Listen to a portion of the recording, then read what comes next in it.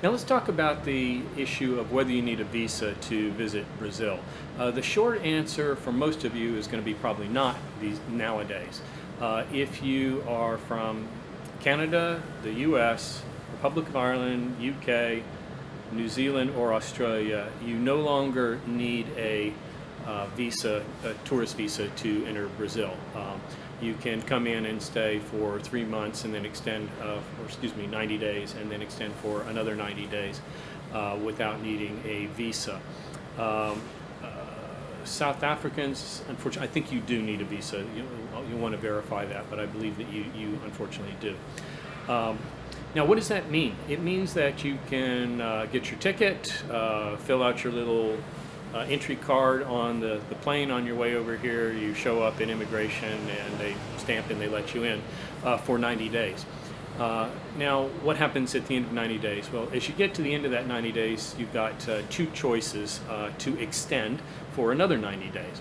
And the first is simply to cross a border and come back. So you might hop over to Paraguay for a day, or you might go to Buenos Aires for a weekend, something like that, and come back and the clock starts all over again and you get a second 90 days. So you can have 180 days in a rolling 365-day period, and that's really easy to do.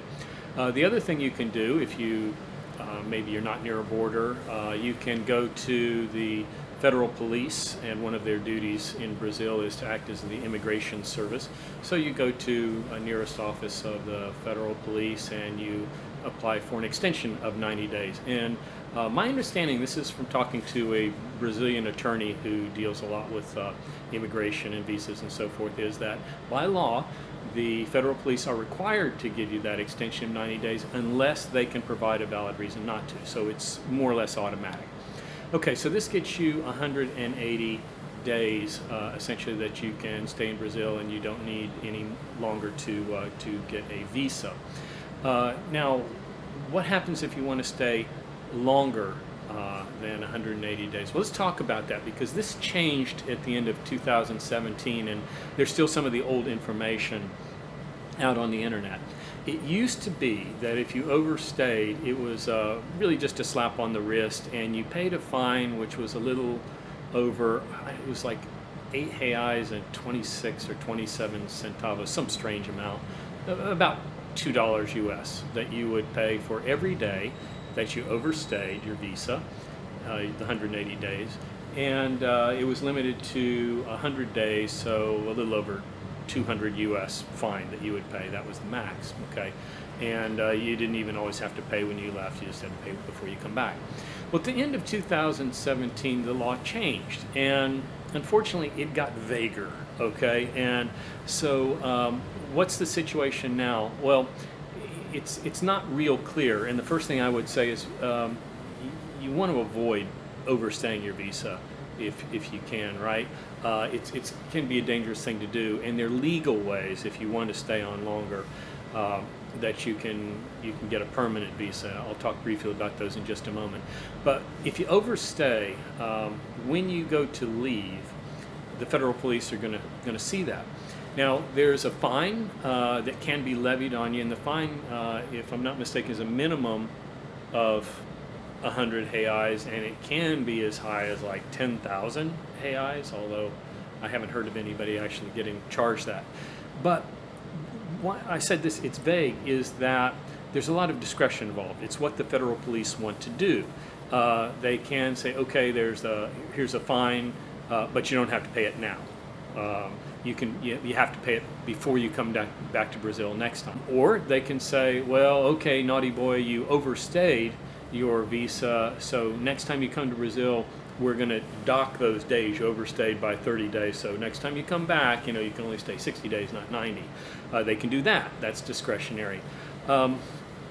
So my sense is that if you overstayed by just a few days, you don't have too much to worry about.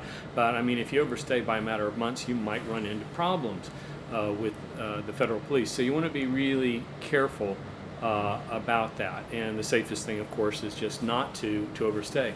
I mean, it's quite easy to stay in Brazil essentially half the year for 180 days out of every 365 rolling.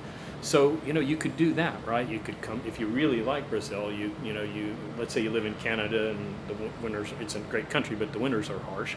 So you come down here. When the weather starts to get cold, you stay down in Brazil, and then you go back to Canada, and you can kind of divide your time half and half. And that's really easy to do and easy to do legally and so on. So that's what you might consider.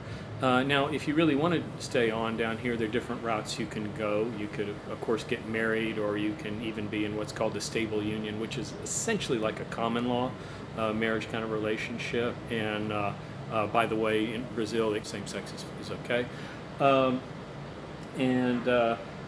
Also, you might be able to get sponsored by a company to stay down here. I'm not saying that's easy to do, but it might happen. Let's say that you start working with a school, and you say, hey, try me out, and you work for them for a few months, they really like you. You might ask them, hey, can we talk about my staying down here permanently? Would you sponsor me? Because you're going to have a company sponsor you to get a work permit to come down here. It's not something you can just apply for. You've got to have a contract with the company that will sponsor you. But that's an option. Most companies, I'll be honest with you, aren't going to do that day one. But if you work, say, for a language school for a while, teach for them for a while, and they like you, it's something that you could approach too. There are other types of permanent visas. They're kind of beyond our scope here, and they're not going to apply to most of you. But know that they are out there, okay? So anyway, that's the updated information here late in 2019 about visas in Brazil.